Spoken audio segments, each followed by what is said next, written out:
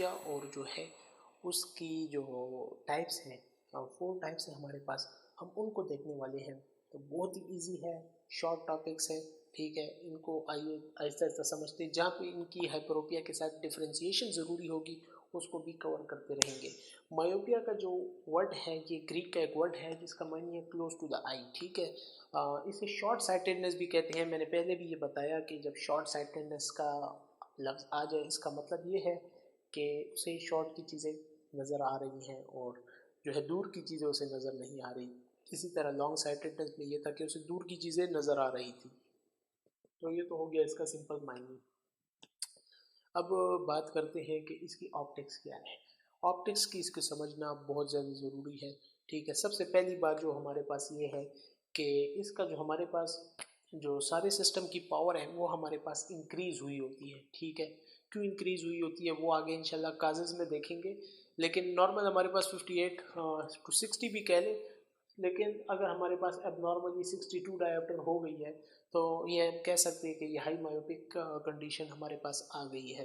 تو یہ ایک ہمارے پاس پہلی آپٹکس کا پوائنٹ ہو گیا کہ ہمارے پاس پاور زیادہ ہے۔ دوسری بات یہ کہ ہمارے پاس اس کا جو فار پوائنٹ ہے، فار پوائنٹ وہ پوائنٹ ہے جہاں سے ہمیں جو ہے چیزیں کلیئر نظر آتی ہیں۔ اس کا فار پوائنٹ ہمارے پاس ایک ان فرنٹ آف دی آئی ایک فائنائٹ ڈسٹینس پہ ہوگا۔ اس فائنائٹ ڈسٹینس کے ہونے کی وجہ سے ہمارے پاس جو قریب کی چیزیں ہیں وہ ہمیں کلیئر نظر آئیں گی، اور جو انفینٹی سے جو ریز آ رہی ہیں وہ ہمارے پاس صحیح جگہ پر فوکس نہیں ہوں گی، ٹھیک ہے۔ تو یہ دیکھ سکتے ہیں کہ قریب کی چیزیں ہمیں جو ہے ریٹنا پہ فوکس ہوتے ہوئے نظر آ رہی ہیں، اور جو ہمارے پاس انفینٹی کی ریز ہیں وہ ہمارے پاس جو ہے سرکل آف لیسٹ ڈیفیوژن بنائے گی، اور یہاں پر ان فرنٹ فوکس ہونے کے بعد ہمارے پاس یہ اس طرح ریز پاس ہو جائیں گی ہمارے پاس، اور یہاں پر ہمارے پاس جو ہے ایک بلر امیج بنے گی، اور ہم جو ہے پیشنٹ سے یہی کمپلین سنتے ہیں پھر کہ کیا ہے اسے کیا بلر نظر آ رہا ہوتا ہے، ٹھیک ہے۔ ان کا جو لینز ہوتا ہے اس کے جو نوڈل پوائنٹس ہیں وہ ہمارے پاس ریٹنا سے دور ہوتے ہیں، اس وجہ سے اس میں جو امیج ہے وہ نارملی ہمارے پاس کافی لارج بن رہا ہوتا ہے نارمل امیج کے مقابلے میں۔ اس میں ایک اور پوائنٹ بھی ہے کہ ان کا جو اینگل الفا ہے وہ ہمارے پاس نیگیٹو ہوتا ہے، جس کی وجہ سے اپیرنٹ کنورجنٹ سکوینٹ کی کنڈیشنز ہمارے پاس دیکھنے کو مایوپیا کے کیسز میں مل سکتی ہے۔ اور اس کے علاوہ اکوموڈیشن کی ان پیشنٹس کو ضرورت ہی نہیں ہوتی، کیونکہ نیئر کی چیزیں انہیں بغیر اکوموڈیشن کے نظر آ رہی ہوتی ہیں۔ لیکن سوچا جائے تو یہ ایک فائدے کی بات ہے، لیکن ہر چیز کا کیا ایک نقصان ہوتا ہے۔ فار ایگزامپل اس ہینڈ کو میں یوز نہیں کرتا، نہ یوز کرنے سے کیا ہوگا، یہ ہینڈ اپنا کام ہی بھول جائے گا، برین اس کی طرف سگنلز بھیجنا چھوڑ دے گا، جس کی وجہ سے یہ ہینڈ یوز لیس ہو جائے گا۔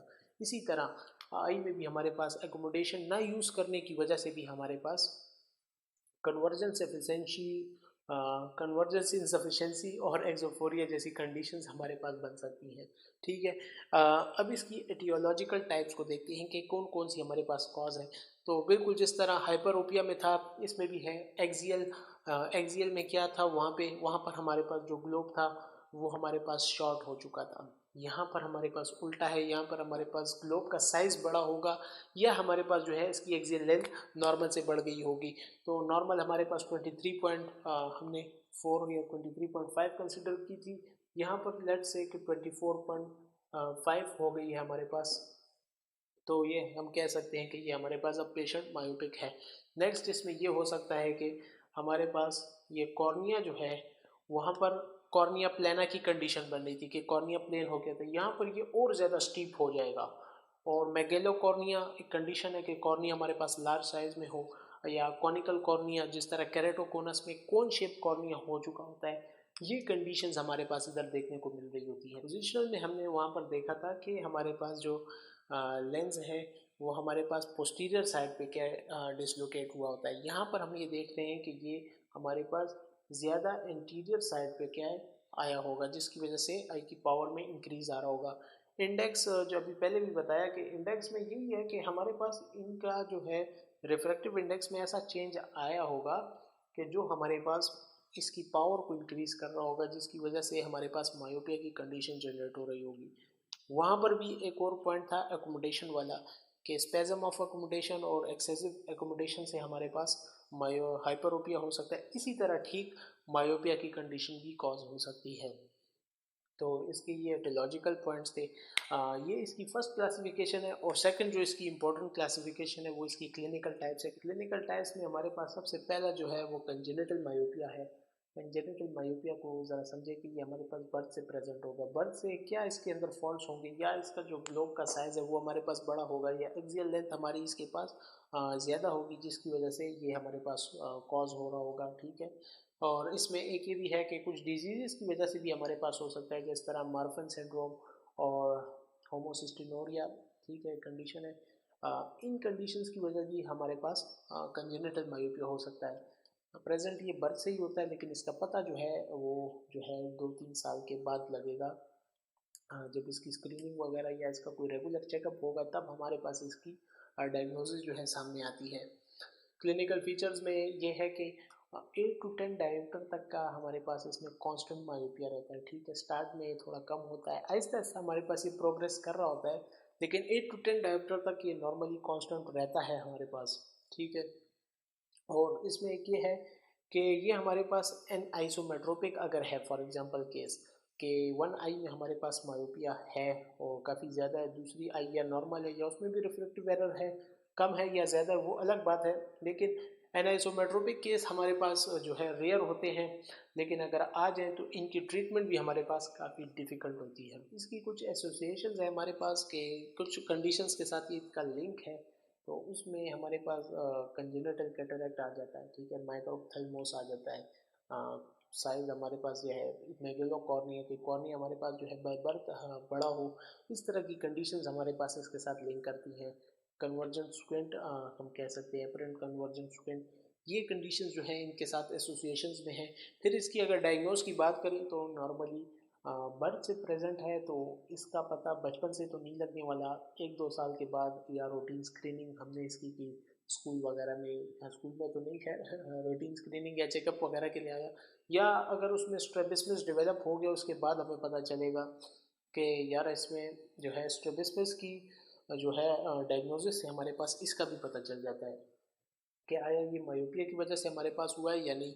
اور دوسرا یہ کہ جو سب سے امپورٹنٹ سائن جو ہے اس کا جو پریکٹیشنر کو دیکھنا چاہیے کہ یہ چیزوں کو بہت کلوز پکڑ کے کیا دیکھ رہا ہوگا. اب ایک بات ہے کہ یار لوگ پوچھتے ہیں کہ پہلے آپ کہتے ہیں کہ مایوپیا شارٹ سائٹڈنس کے اسے قریب کی چیزیں صحیح نظر آ رہی ہوں گی, اور اب آپ کہہ رہے ہیں کہ چیزوں کو کلوز پکڑ رہا ہوگا, تو یہ کیا سین ہے؟ سین یہ ہے کہ اس کی مایوپیا پہ ڈیپینڈ کرتا ہے کہ اس کا مایوپیا کتنا ہے. فار ایگزامپل میرا مایوپیا جو ہے 0.75 ڈائیوپٹر یا 1 ڈائیوپٹر کا ہے, تو اتنے ڈسٹینس پہ بھی مجھے چیزیں کلیئر نظر آئیں گی, یعنی یہ 1 ہینڈ کا جو ڈسٹینس ہے. اگر مایوپیا بہت اسٹرانگ ہے تو پھر اسے شارٹ سائٹڈنس بھی زیادہ اسٹرانگ ہوگی. اس کا مطلب یہ ہے کہ 1 آرم ڈسٹینس نہیں, یہاں سے اسے کیا چیزوں کو دیکھنا پڑے گا, تب جا کے اسے چیزیں کلیئر نظر آئیں گی. یا کہہ سکتے ہیں کہ اونلی 6 انچز یا اس سے بھی کم جو ہے اس میں اسے چیزیں کلیئر نظر آ رہی ہوں گی. تو اس بات کو یاد رکھیں کہ ان دونوں باتوں میں بہت زیادہ ڈفرینس ہے. شارٹ چیزیں نظر تو آ رہی ہیں اسے, لیکن کتنی شارٹ یہ ڈیپینڈ کرے گا اس کے مایوپیا پہ. صحیح ہے, یہ بات جو ہے نا اکثر اس میں اسٹوڈنٹ کنفیوز ہو جاتے ہیں, جس کی وجہ سے وہ مایوپیا اور ہائپروپیا میں پھنسے رہتے ہیں. ٹریٹمنٹ اگر ہم اس کی بات کریں نا تو ہمارے پاس فل سائکلوپلیجک ریفریکشن جو ہے ان کی جو ہے وہ کریکشن ان کو دیتے ہیں, اور ساتھ میں اگر اسٹیگمیٹک پارٹ بھی ہے ہمارے پاس ریفریکٹیو ایرر کا تو اس کو بھی کریکٹ کرتے ہیں. ساتھ میں پروگنوسس کے ان کی کنجینیٹل کیسز کی یوزولی جو ہے پروگنوسس اتنی اچھی نہیں ہوتی, کیونکہ جو چیز جو ہے پہلے سے ہی مطلب اس میں بگاڑ آیا ہو اس کو ٹھیک کرنا بہت ہی مشکل ہوتا ہے. اور اگر انائسومیٹروپک کیس ہے اور ہائی مایوپیا کیس ہے تو پھر ہمارے پاس چیزوں کو ٹھیک کرنا بہت ہی زیادہ ڈیفیکلٹ ہو جاتا ہے. یوں سمجھے کہ اگر اسپیکٹیکل ٹریٹمنٹ پہ اگر آپ ریلائبل ہیں تو یوں سمجھے کہ اسپیکٹیکلس تو نہیں اترنے والے, دوسرے ماڈیولس کی طرف جاتے ہیں, سرجری وغیرہ کی طرف, تو اس میں بھی رسک ہیں, چانس ہے. اس کے بعد جو نیکسٹ ہمارے پاس ہے وہ سمپل مایوپیا ہے. نام سے ہی پتہ لگتا ہے کہ یہ بہت ہی سمپل ہے, یہ فزیولوجیکل ہے, اور سب سے کامنسٹ ورائٹی ہمارے پاس جو ہے وہ سمپل مایوپیا کی ہی ہے. یہ اسکول گوئنگ ایج میں ہمارے پاس سٹارٹ ہو جاتا ہے, 8 to 12 ایئرز نارملی. اس کا جو ہے برتھ ٹائم میں یہ ہمارے پاس پریزنٹ نہیں ہوتا. پاپولیشن میں جو ہے ہمارے پاس 29% جو پاپولیشن ہے اس میں ہمارے پاس لو مایوپیا ہوتا ہے, 2 ڈائیوپٹر سے کم کا ہوتا ہے, اور 7% ایسی پاپولیشن ہے جس میں جو ہے ہمارے پاس 6 to 8 ڈائیوپٹر تک کا मॉडरेट मायोपिया हो सकता है। इसके एटियोलॉजिकल पॉइंट्स की अगर हम बात करें तो पहला तो वही हमारे पास एक्सियल, वहाँ पे क्या हो रहा था हमारे पास हाइपरोप में कि हमारे पास जो है एक्सियल लेंथ उनकी जो है हमारे पास शॉर्ट होती थी, यहाँ पर एक्सियल लेंथ उनकी लॉन्ग होगी, ठीक है। इसी तरह हमारे पास कर्वेचरल में क्या होता था कि कॉर्निया जो है हमारे पास लेंस जो है या बोथ हमारे पास फ्लैट थे, यहाँ पर हमारे पास जो है उनके हमारे पास जो है स्टीप होंगे, कॉर्निया भी स्टीप होगा, लेंस स्टीप हो सकता है, या हमारे पास दोनों स्टीप हो सकते हैं। कुछ जो न्यू पॉइंट्स हैं वो इसमें रोल ऑफ जेनेटिक्स का बड़ा रोल है इसमें, कि अगर हमारे पास दोनों पेरेंट्स मायोपिक हो तो 20% चांस है कि बच्चों में भी मायोपिया हो, वन पेरेंट मायोपिक है तो 10%, और अगर नो पेरेंट है तो 5% चांस बहुत ही कम हो जाता है। इसलिए क्या है, कज़न मैरिजेस या ऐसे मैरिजेस जिसमें दोनों को जो है हमारे पास मायोपिया हो तो उनको अवॉइड करना चाहिए, लेकिन ये इतना फिर भी बड़ा डिफरेंस नहीं है। लाजमी बात नहीं है कि हमारे पास जो है दोनों पेरेंट्स की वजह से बच्चा भी के मायोपिक हो। नॉर्मली जो कॉमन वैरायटी है वो रिसेसिव इनहेरिटेंस की इसमें होती है, इसलिए चांसेस भी हमारे पास कम रहते हैं। हालांकि सबसे ज़्यादा चांस 20% है, फिर भी ये कम है। ऑटोसोमल डोमिनेंट भी है लेकिन वो इतना ज़्यादा नहीं है। डाइट का भी बड़ा रोल है कि अगर स्कूल गोइंग एज में फाइबर्स और जितनी भी चीज़ें रिक्वायर्ड होती हैं ब्रेन की और जितनी भी ये आई स्ट्रक्चर्स वगैरह की प्रॉपर डेवलपमेंट के लिए, इसमें अगर कुछ कमी रहती है तो नॉर्मली बात है कि ये हमारे पास सिंपल मायोपिया में भी इसका एक कॉज हो सकता है। इतना ज़्यादा तो नहीं लेकिन थोड़ा बहुत इसका रोल भी है। Theory of excessive near work, जो कि मैं समझता हूँ कि आजकल का सबसे लीडिंग कॉज है और सबसे ज़्यादा इसी वजह से हमारे पास जो है सिंपल मायोपिया हो रहा है कि TV, video games, smartphones, excessive near work, ठीक है स्टडी तो है ही नहीं, इसके अलावा बाकी सब कुछ हो रहा है स्टडी के अलावा, और नॉट यूजिंग क्लासेस प्रॉपरली, कि हर कोई क्या है बच्चों को छेड़ा भी जाता है कि ये चिश्मू है, और इस तरह की बातें करने से अक्सर जो है बच्चे क्लासेस नहीं पहनते, जिसकी वजह से क्या वो सिंपल मायोपिया का शिकार रहते हैं।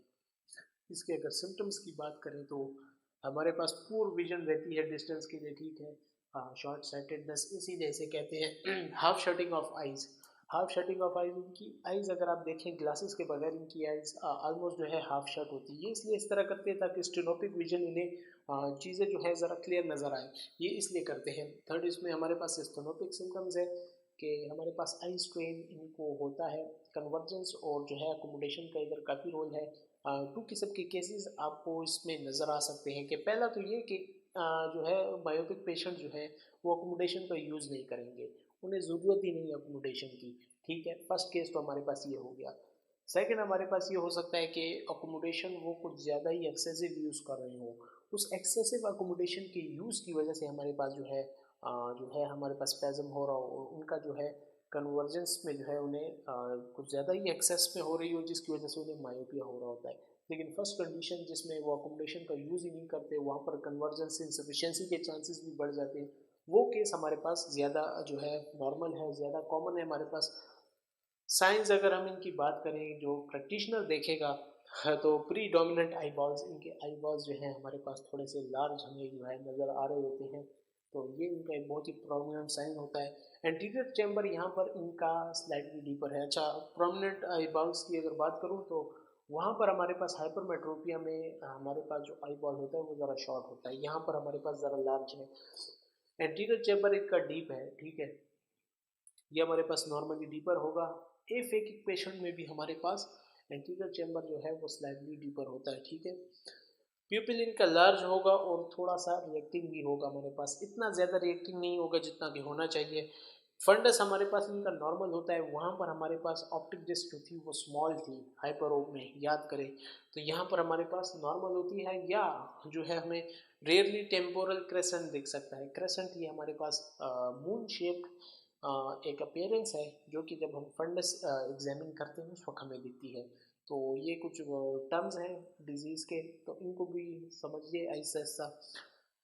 मैग्नीट्यूड जो हमारे पास वो होगा वो 6 to 8 डायोप्टर तक का एरर हमारे पास होता है, इससे ज़्यादा ये आपके पास एक्सीड नहीं करेगा सिंपल मायोपिया में। इसकी अगर हम डायग्नोसिस की बात करें तो रेटिनोस्कोपी जो है इसका बेस्ट डायग्नोसिस है, उसके प्रोसीजर्स को इंशाल्लाह नेक्स्ट चैप्टर में देखेंगे।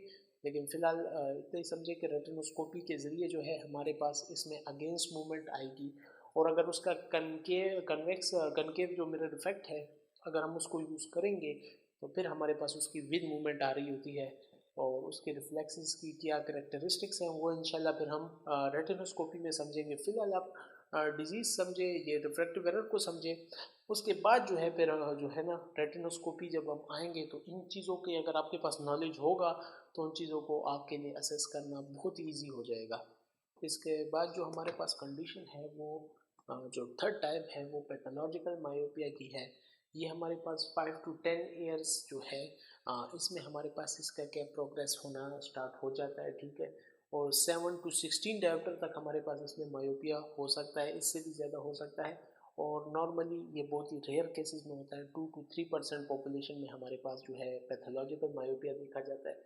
अच्छा, इसमें हमारे पास जो है कुछ ये पार्ट्स की डीजनरेशन होती है, उस वजह से हमारे पास नॉर्मली जो है ये हो रहा होता है। इनकी एटियोलॉजी को अगर आप समझने की कोशिश करें कि हमारे पास जो है पहले क्या होगा, मोर ग्रोथ ऑफ रेटिना होगी, ठीक है, या तो आपके पास जेनेटिक होगी या आपके पास जनरल ग्रोथ फैक्टर्स की वजह से होगी, उससे आपके पास जो है स्क्लेरा स्ट्रेच होगा। स्क्लेरा स्ट्रेच होने की वजह से आपके पास एक्सियल लेंथ पे इंक्रीज आएगा। इस एक्सियल लेंथ के इंक्रीज की वजह से आपके पास जो है degeneration of retina, degeneration of choroid और डीजनरेशन ऑफ विट्रेस, ये तीनों जो हैं आपके पास पैथोलॉजिकल मायोपिया के फीचर्स हैं। तो ये आपको देखने को मिलेंगे, ये या तो जेनेटिक फैक्टर्स या जो है जनरल ग्रोथ फैक्टर्स की वजह से आपके पास हो सकते हैं। तो ये एक इसमें जो है समझने वाली बात थी।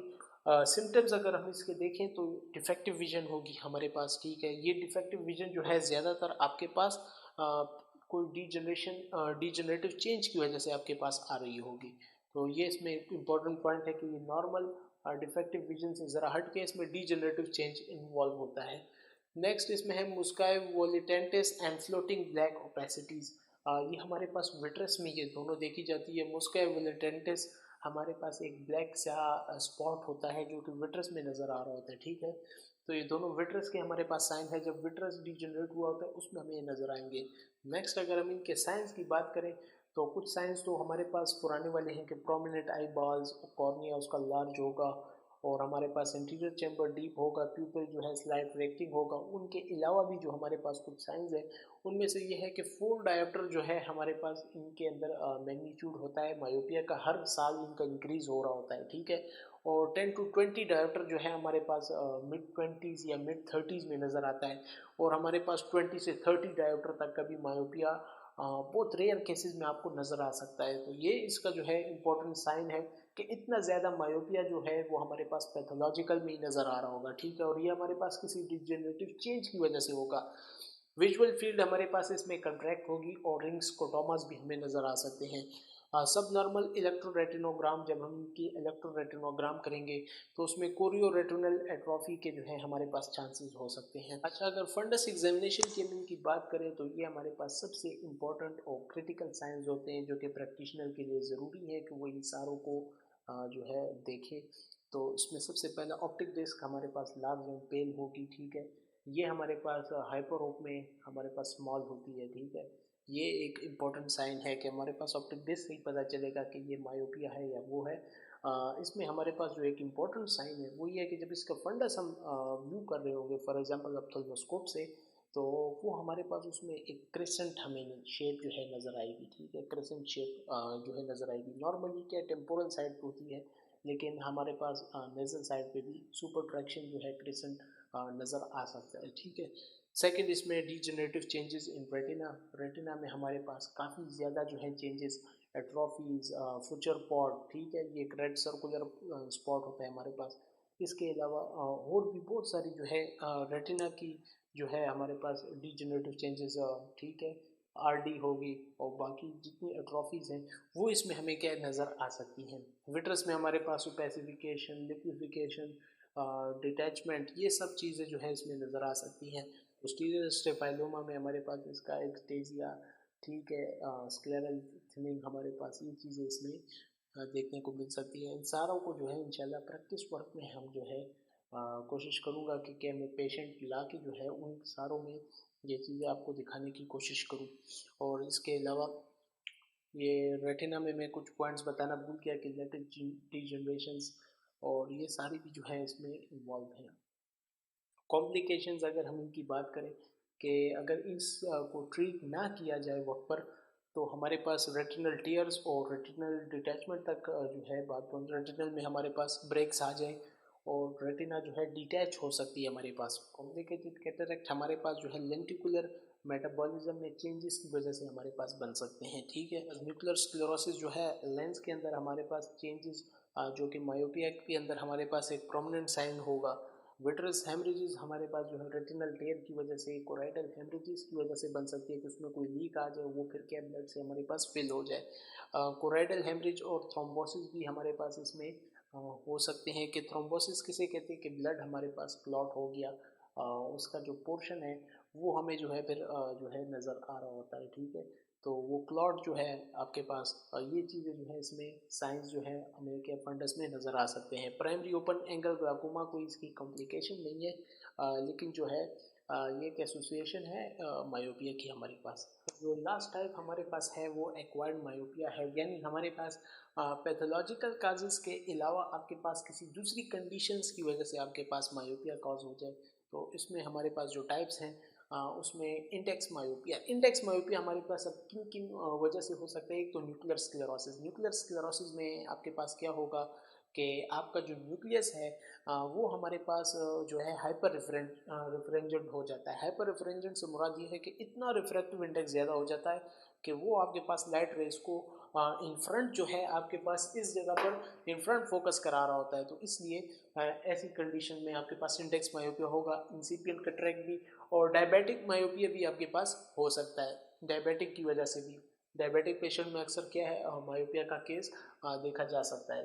कर्वेचरल मायोपिया किसे कहते हैं? कर्वेचरल वही पुरानी बात है, या तो हमारे पास कॉर्निया की वजह से या लेंस की वजह से होगा। लेंस की वजह से ज़्यादातर हमारे पास नहीं होता, ज़्यादातर जो है कॉर्निया की वजह से। और कॉर्निया में भी हमारे पास कॉर्नियल एक्टेजिया कंडीशन है, ठीक है।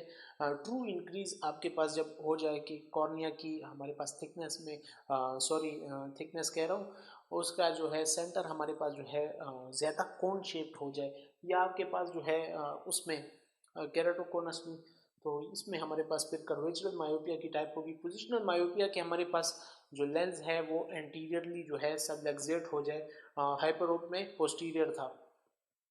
कंसेक्यूटिव में हमारे पास इसको समझे, हमने कंसेक्यूटिव पहले हाइपरोपिया के केस पढ़े थे, ठीक है। तो इसमें अब देखें कि कंसेक्यूटिव मायोपिया आपके पास किन किन वजह से हो सकता है। कि surgical over correction of hypermetropia और पिस्यूडोफेकिया विद ओवर करेक्टिंग IOL।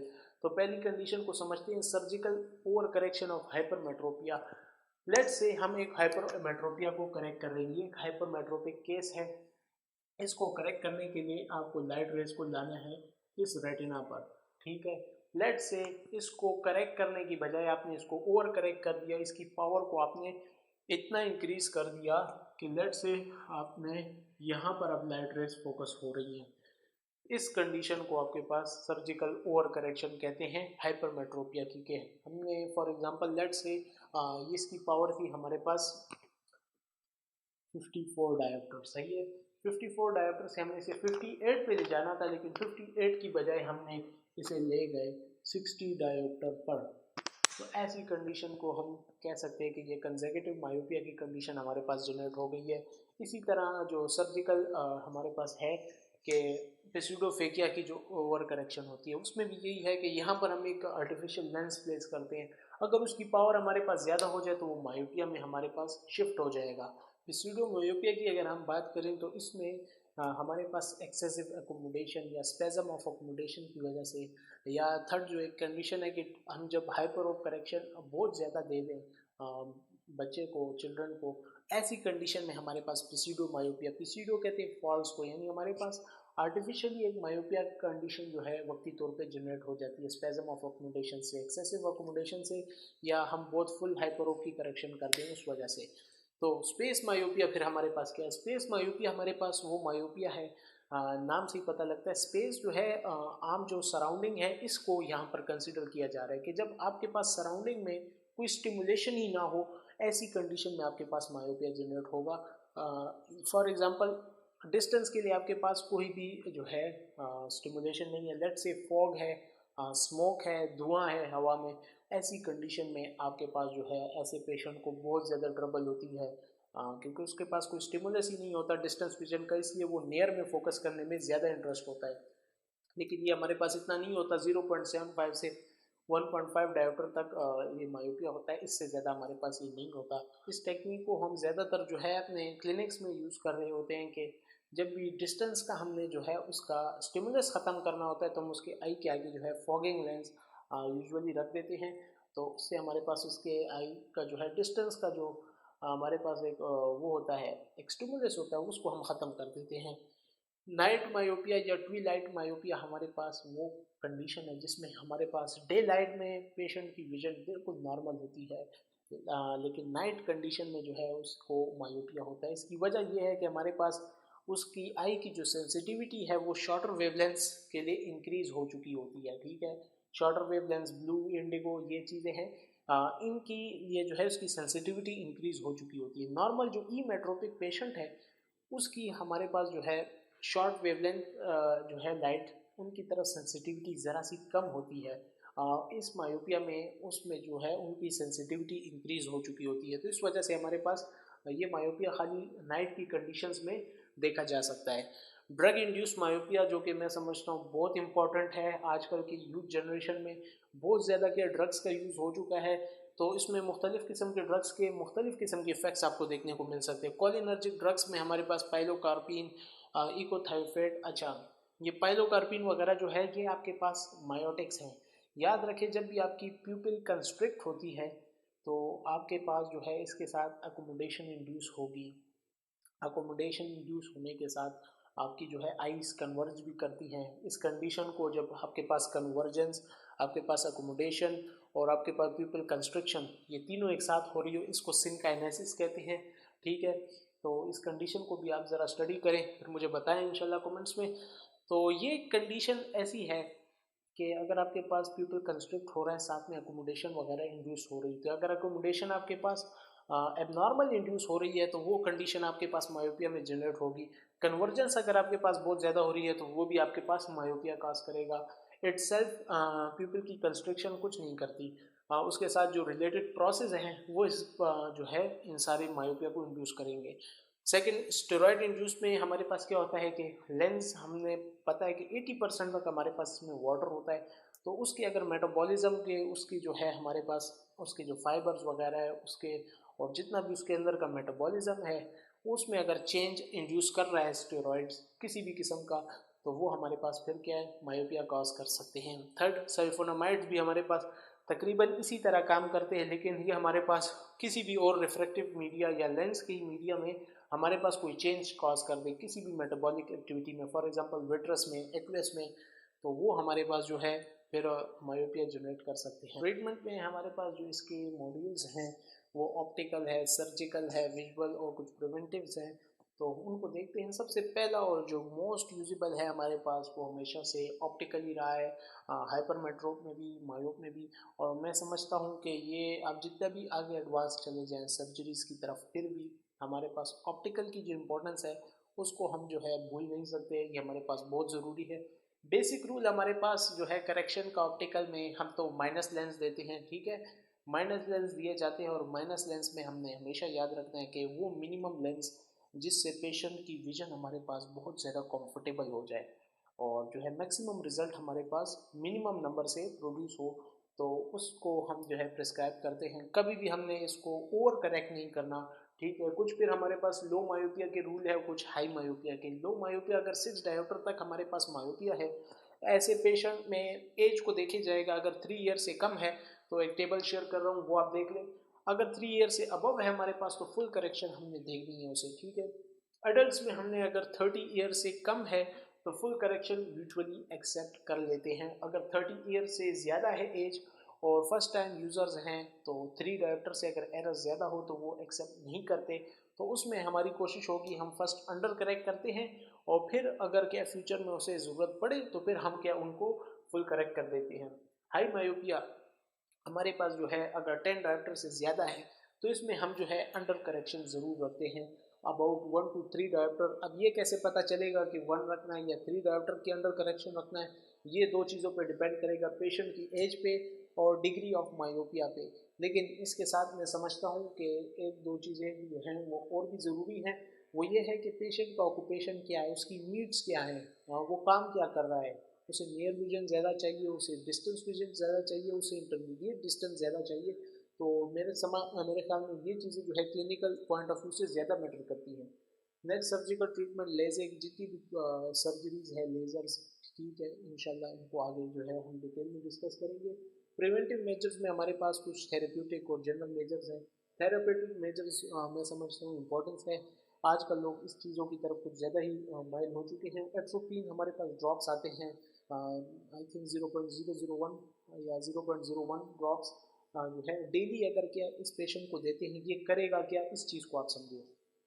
ये आपके पास ड्रेसिव और साइक्लोप्लेजिया प्रोड्यूस करेगा। याद है हमने कॉजेज़ में एक बात पढ़ी कि एक्सेसिव एकोमोडेशन और स्पेजम ऑफ एकोमोडेशन से आपके पास मायोपिया कॉज हो रहा था। ये उस कंडीशन को आपके पास रोकता है, लेकिन ये बच्चों में आपके पास ज़्यादा वर्क करेगा कि जिन बच्चों में एकोमोडेशन और प्रोड्यूस हो रही है, उनकी एकोमोडेशन और साइक्लोप्लेजिया के ज़रिए जो है ये उनको स्टॉप करेगा। ठीक है, तो ये हमारे पास वहाँ पे ज़्यादा यूज़फुल है। ठीक, पायरेंजिपिन भी जेल फॉर्म में आता है। 2 टाइम्स जो है हमारे पास, अगर सुबह और शाम अगर इसे यूज़ करें, लेकिन इनके रिजल्ट्स कोई भी गारंटेड नहीं है। उल्टा इनके जो साइड इफ़ेक्ट्स हैं मैं समझता हूँ वो ज़्यादा जो हैं ख़तरनाक है। तो विदाउट प्रॉपर काउंसलिंग, ये नहीं कि मार्केट से ले आए और हम शुरू हो गए, तो वो तो बहुत ही ज़्यादा डेंजरस है। डॉक्टर की रिकमेंडेशन इसमें जो है ऑप्टोमेट्रिस्ट की बहुत ज़्यादा ज़रूरी है। जनरल मेजर्स में हमारे पास डाइट वगैरह, विटामिन्स और प्रोटीन्स की इंटेक वगैरह, लेकिन इनका कोई भी जो है गारंटी और ऐसी कोई थ्योरी अभी मौजूद नहीं है जिससे कि क्या रिजल्ट सामने आया हो। जेनेटिक काउंसलिंग, अगर हम बात करें कि जिस तरह पहले भी बात की कि अगर बोथ पेरेंट्स मायोपिक हैं तो चांस बढ़ जाते हैं, तो एटलीस्ट अगर बोथ पेरेंट्स मायोपिक हैं तो उन्हें अवॉइड करनी चाहिए ऐसी मैरिजेस वगैरह। ठीक है, आगे फ्यूचर ब्रीडिंग के लिए।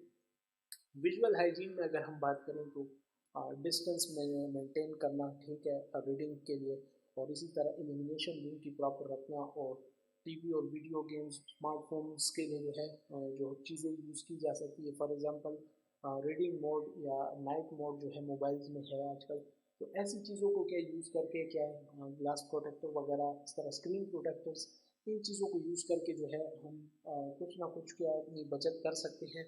वरना एक रिपोर्ट के मुताबिक 250 तक 2050 तक हमारे पास जो है 50% ऑफ पॉपुलेशन से ज़्यादा आपके पास मायोपिक हो चुकी होगी।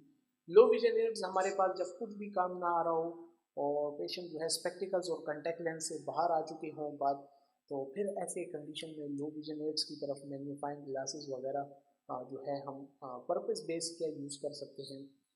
इनके जो मॉड्यूल्स रहेंगे हमारे पास डिस्क्रिप्शन के, स्पेक्टिकल्स और कंटैक्ट लेंस ही रहते हैं। ऑप्टिकल में हमें बताना भूल गया।